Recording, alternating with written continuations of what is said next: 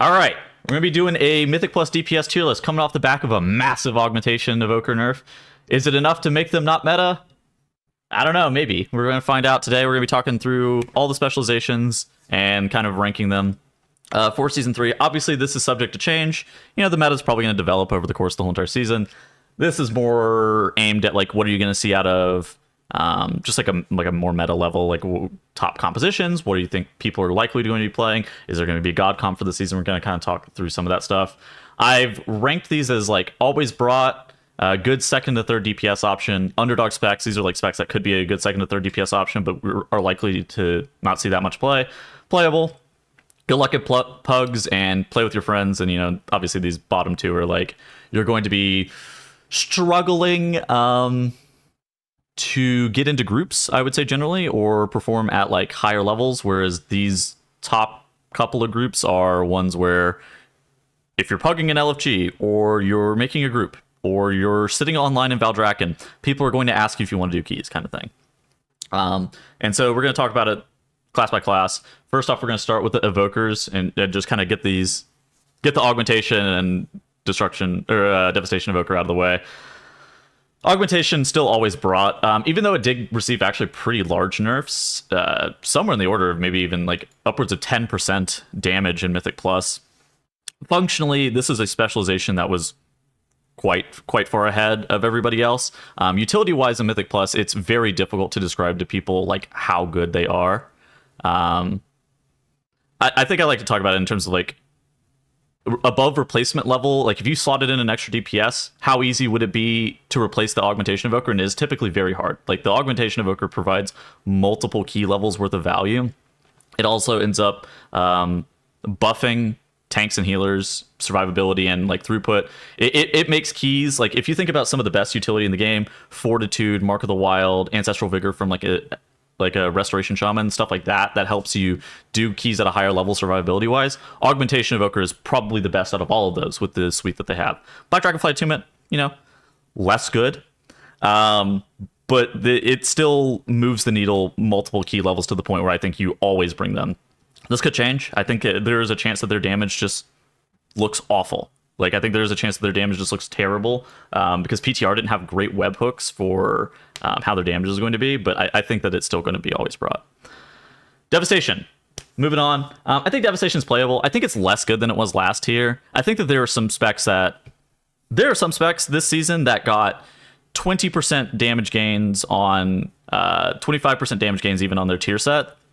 Devastation, while they got like a Dragon Rage focused tier set, which is actually pretty good for burst. Like you actually really want to be burst focused a lot in Mythic Plus. I don't think that Devastation is going to see that much play. I think that it's a spec that's playable. I also think that it runs into an issue where you can respec Aug and you're then automatically brought. So I think it's going to be hard to see a Devastation Evoker, and when you do see it, I think there are probably better options. At a certain level, you're probably going to end up bringing like a second of one of these top tier DPS before you bring like a Dev Evoker. Okay. And one of these DPS very, very specifically, I think.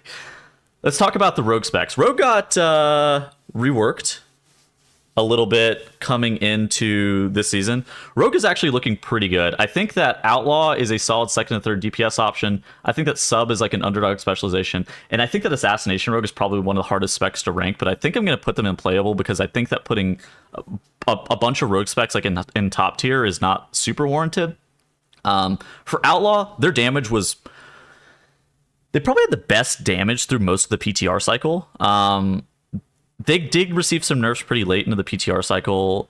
Ultimately, their damage is still very good. They're very well rounded for both boss damage and trash damage. Excellent on cleave situations, especially, you know, like low target cleave situations. I think that Outlaw is a specialization that a lot of Mythic Plus players play, and I think you're going to see a lot of them into high level keys.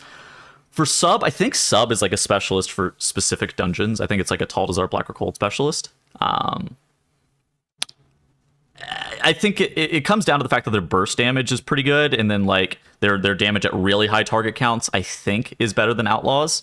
I think you could see it played in a couple of different dungeons. I don't know how much representation it's going to get as a whole, though. For Assassination, I think it's hard to place. Like, their utility is really good with Iron Wire, and then like being able to AoE Garrote. I think that that's kind of stuff is always going to be very good. They also have Indiscriminate Carnage and stuff like that. I think that Assassination is better than it has been. Assassination ran into an issue where it was like difficult to do AoE while doing single target. I think the spec is going to be really good in Raid. I don't, at this current time, think it translates over to Mythic Plus, and I think it's, you know, the worst of the 3 rogue specs, but I think it's good. I just don't think you're going to see it played that much. Let's talk about the mage specs. I'm going to put Fire and Frost up into the 2nd to 3rd DPS option and Arcane into the playable tier. I think functionally Arcane does, you know, good enough damage, probably even similar damage to Fire and Frost in some of the dungeons. I think it is much harder to play, and a spec that you are not going to see played that often. I think that, like, ultimately it comes down to the fact that again, you just are unlikely to see Arcane. It has 2 other specializations up in a top tier, where for Fire and Frost, you know, Frost is actually very good in like Throne of the Tides and both of the Dawn of Infinites dungeons, like low target count stuff, especially priority damage. Frost really excels, and so I think that like there are some dungeons, especially like the 50% slow that you get out of Frost, that you can really take advantage of. For Fire, it's why it was good last season. It's kind of the same thing. Fire's Burst, you know, is very strong. Defensively, the Mage kit is very good. Mass Barrier is solid. You know, Alter Time. Mage, if they press their buttons appropriately, they can be unkillable. Now that's a big if, but I think that Mage is ultimately pretty good, and you're going to see them as a 2nd or 3rd DPS option pretty often.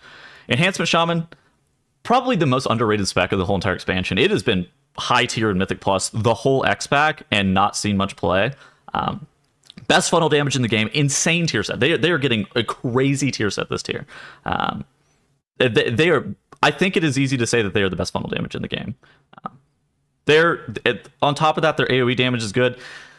Their utility pretty solid. Their utility and survivability, I think, could be better. There are like better options generally, but like I think that their damage is certainly keeping them high tier, and their utility suite is good enough with the, you know, like Thunderstorm knockup, Capacitor Totem's like okay, Earthbind Totem's like okay.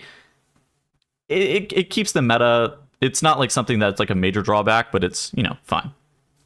I think nobody plays it because it was bad for like 100 years, so people still think it's trash. Elemental Shaman. Elemental Shaman was good last patch. I don't think it's that great this patch. I put it in playable tier. It's like fine in most 5-man content. Like their damage is fine, but not great. So it kind of doesn't push them into any of the higher tiers. They do decent damage in like low target count situations, you know, like 3 to 5 target counts. But like once you start to get to like mass AoE territory, they're not like super well rounded. And on top of that, they're not even like the best like 3 to 5 target count DPS. I think there are some other specializations that are probably going to end up being a little bit better than that. Affliction Warlock, kind of similar to where it has been most of the expansion, where it's very good at mass AoE. It got a tier set that was kind of similar to where it was like last time. It's got like Doom Blossoms plus like a Seed of Corruption build, where you just do an insane amount of AoE, especially whenever you like put it in conjunction with like Soul Rot. Ultimately, I think that there's a better version of the specialization in Demonology and like a higher tier, so I think that you're going to see less AF. Demonology is more or less still pretty good, you know, a better rounded damage profile. It's going to do more.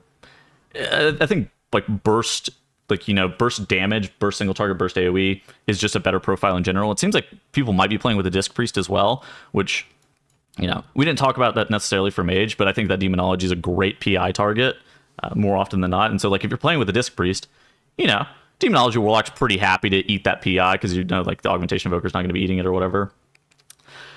For Destruction, some specs got 25% damage gain on their tier set.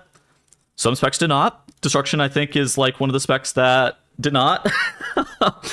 So there have been better days for Destro. I think that Destro has probably the best kit for Mythic Plus generally, with like, you know, blasphemy stuns and whatnot. So it's kind of unfortunate that their tier set sucks. But ultimately it's not in the bottom tier, but it's certainly going to be more difficult to play Destro this season than it has been in the past. Like, first season of Dragonflight, Destro was insane, like very, very good. And then it's kind of fallen off over the course of the entire expansion. Feral. Feral was better in previous patches. Feral's AoE was really good. They got a tier set that impacts Feral Frenzy, which is better single target than they've had in the past. I think overall, though, it's just like more of an issue about their damage. I don't think their damage is really going to be there to like compete with like some of the really top tier options. Their utility is pretty good. Mark of the Wild, especially if you don't have a Druid already, is insanely valuable utility. Probably some of the best utility in the game. The rest of their kit is also very solid with things, you know, like Typhoon, like Ursul's Vortex, Nature's Vigil is very good. Feral's kit is very good. Ultimately, I don't think the damage that they're providing is going to be like right there where they need to be. But it's probably still fine. It was definitely better in, you know, like season 1 or something like that. For balance, it's like, you know, the higher the key goes, the better balance Druid gets. In some dungeons, particularly like, you know, Black or Cold, Everbloom, balance is probably one of the best specs in the game, damage-wise, able to even compete versus some of the other top-tier specializations. Like, I mean, we're gonna have Havoc Demon Hunter in there, but like Havoc Demon Hunter in some dungeons, even potentially. Overall, very good option. Only downsides, maybe it's a little bit squishy in some areas, but Bear Form's normally enough for Mythic Plus content to kind of keep you alive. It'll keep you from being able to get one shot, that kind of thing. So Balance Druid, definitely an A tier option. Certainly one of the top 3rd DPS slots, potentially. We got Unholy Death Knight and Frost Death Knight. So this one, these are two specs that I don't think see very much play. Unholy DK is pretty underrated, and it's been underrated most of the expansion. They were mostly like an AoE specialist, kind of similar to where Affliction Warlock was through the whole entire expansion, but now they have like a tier set which makes their Magus of the Dead like cleave. It's actually pretty sick. This is a spec that's, you're going to see it in the MDI. Like it's already an MDI spec, and I think that it's actually much better now on, you know, like the 5 target count range, which is where they suffered before because they were only good on 1 target, or they're only good on like 8+, and they had to like talent out of a bunch of different stuff. Now I feel like their damage is a bit more well-rounded. Spec is a literal tank. Like I think that there are tanks that are squishier than Unholy DK with like Third War and, you know, like AMS and stuff like that, and like being able to death strike themselves. Unholy and Frost honestly are some of the tankiest specs. I think that they are probably the tankiest class in the game. For Frost, them going to an Obliteration build, a bit better. It's definitely better than a Breath of Sindragosa build. It seems like it was a bit up in the air as to whether or not the DKs thought they were going to be playing Unholy or Frost this tier. I was doing some research on it, and I like asked Dorky, and he was thinking that it was going to be Unholy, so I kind of ended up just kind of going with that, because like at the end of the day, I don't play every single specialization. You have to do some research at some level. And so, I mean, while Frost is good, they're playing an Obliteration build. Their damage was actually quite good during some patches. I think they're quite underrated damage-wise. If it's like worse than Unholy, it's hard for it to be in the exact same tier. So we slotted it down into the playable tier. It's probably fine. Not going to be great. Let's talk about MM and BM. If damage was the only metric that mattered, both of these specializations would be quite good. Beast Mastery Hunter, their tier set, for some reason, this tier was very good in 10.1, and their tier set in 10.2 is somehow even better. They now also have like a cooldown, which they didn't have before, so their priority damage is really good. But yeah, again, MM and BM do like very good overall damage whenever you're looking at the meter post run. The downside is that's all they do. Their utility is the worst of pretty much every option. Do not throw High Explosive Trap. That ability is bad. They have the worst AoE stun in the game. Binding Shot is straight trash. Hunter's Mark is probably the worst raid buff in Mythic Plus. I would rather have anything else. Obviously for like Iridicron and, you know, stuff like that, it's maybe a little bit better. But it's still, their raid buff is the worst. But their damage is very good. Their damage independently of the rest of it is very good. It's really hard to see them in Underdog, especially with like how bad their kit is aimed at 5-mans. But they are their damage is quite strong. Survival, their damage is also fine. They have a Wildfire Bomb based tier set this tier, and so while they were based off Mongoose Bite early on in the expansion, that kind of held them back pretty heavily. Now the fact that they're getting tier sets based off Wildfire Bomb and having better cleave, that's pushing them up a lot more. You actually saw it be played a decent amount like early on last patch. I know like a couple of my friends were wanting to play Survival.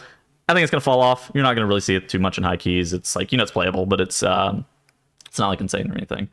Ret Paladin, Underdog spec. This spec is First off, very good at low level keys. Strong burst on a 1 minute cooldown.